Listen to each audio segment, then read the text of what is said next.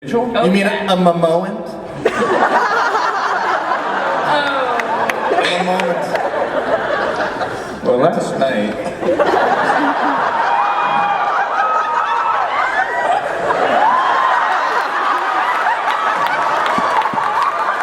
Then you were going back to your room, you have. I told you I was with Paul.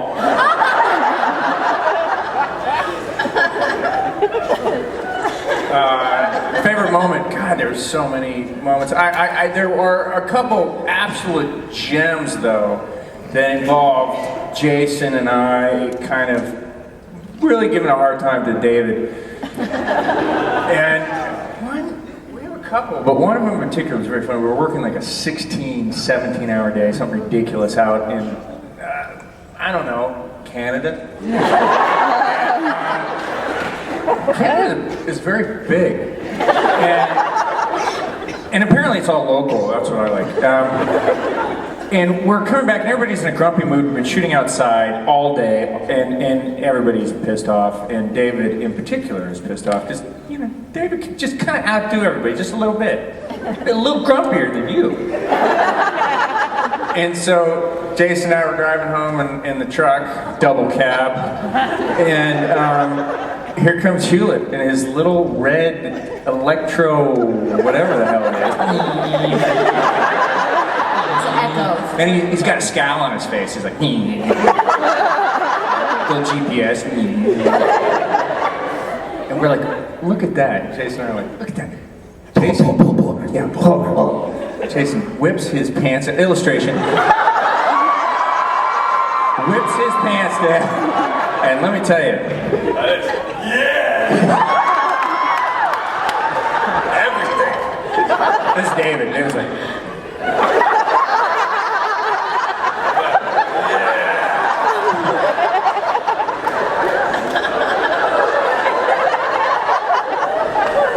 We got it. We cracked it. He cracked a smile. We won.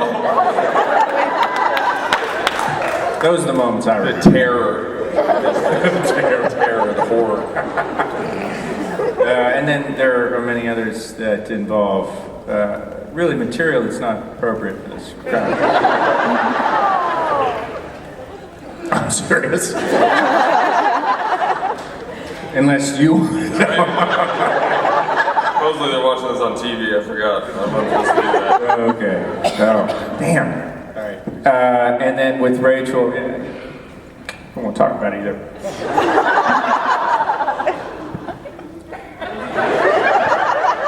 Next question. This is for all of you. I actually have two questions. This is for all of you, though. What is your first paid professional job as an actor? And Or a hooker. Acting. And the other one, I can't remember the name of the episode, but Michael had these creatures, and Dr. Beckett was there. Nicole DeBoer was on the thing, and Whispers, yeah. And the team comes in, and Dr. Beckett is gone, and they know that the creatures had come in, and he's not here. Well, and they never attempted to go after him and find him, and I thought, what the heck is this? They acted like they didn't care if the creatures got Dr. Beckett or not. I think I was the other man on that planet with them. Correct. I think it worked out pretty well. Would they just leave Beckett alone, for God's sakes? Don't kill Beckett, he's like a puppy. Remember the first question. Oh, the first question. I'll tell you, one of my first things I did, which is kind of, I think, funny. I was in Toronto at the time, and my agent called me and said, listen, you want to do this thing? It's 4 days. It's a Wizard of Oz thing. I'm like, all right. Does it pay anything? She's like, oh yeah, it pays. You're getting like, at the time I think it was like $100 a day. I'm like, perfect. She says, what are you doing? I'm like, you're one of the characters from Wizard of Oz. I'm like, awesome. Who am I? You're the lion. I'm like, great. So I have to go to this hotel, not like this, not unlike these ones, and put this suit on that they sent up from LA doesn't have any air conditioning on it.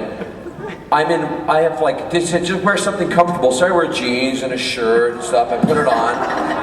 I'm inside this lion suit. It's like authentic. I have to go around down into the lobby and meet people because it's the 50th anniversary of the Wizard of Oz.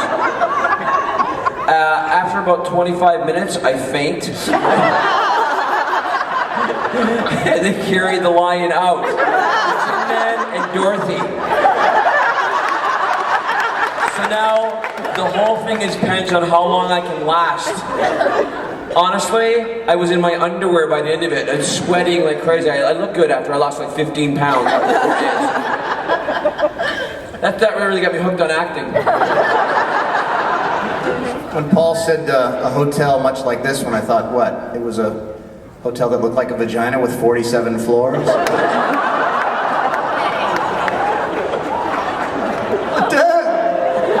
We're on television, you realize that, right?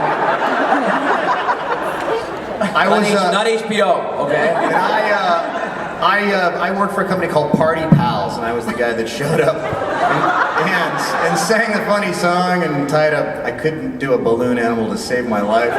Like, look, here's the planet. But I was Donatello, the Ninja Turtle.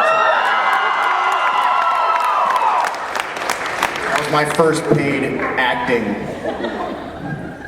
My first one was that, I used to work in, way back when I got out of school, I worked in advertising and marketing, so I was, making a okay wage, a weekly paycheck, and I ended up taking classes with Second City Theatre, in Toronto, and so I took these classes and they ended up hiring me, and they said, we'd like you to be part of our national touring company. And I was like, oh my God. Okay, so I went back and I quit my job, and then I went with Second City and I got my first paycheck, $60.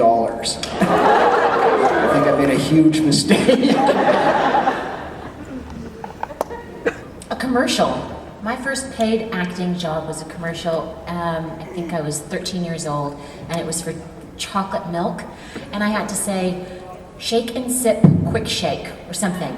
So I said that, and every time I walked down the hallway, every freaking kid, kids I didn't know, kids I did know, the older guys that I had crushes on, everybody would come by and go, shake and sip, quick shake. Shake and sip, quick shake. It was so embarrassing. Let it go, Rach. That's why you're here. It's an intervention. Thank you all for coming, Rachel. Let your stuff out. It's actually pretty funny. It's sad. It only makes my story even more sad because also a commercial. I got my SAG card doing a series of Pepsi commercials with Cindy Crawford. That's rough, Joe. Of course, it's not a commercial, it's a series of commercials with Cindy Crawford. Hey, listen, I didn't have a SAG card, and apparently they said they weren't going to hire anybody without one. And so the director, Taft-Hartley'd me, is what it's called. But I ended up doing quite a few of them, and I never even got to talk to Cindy Crawford the whole time. I was just like, what's up, good? And so I did those, and then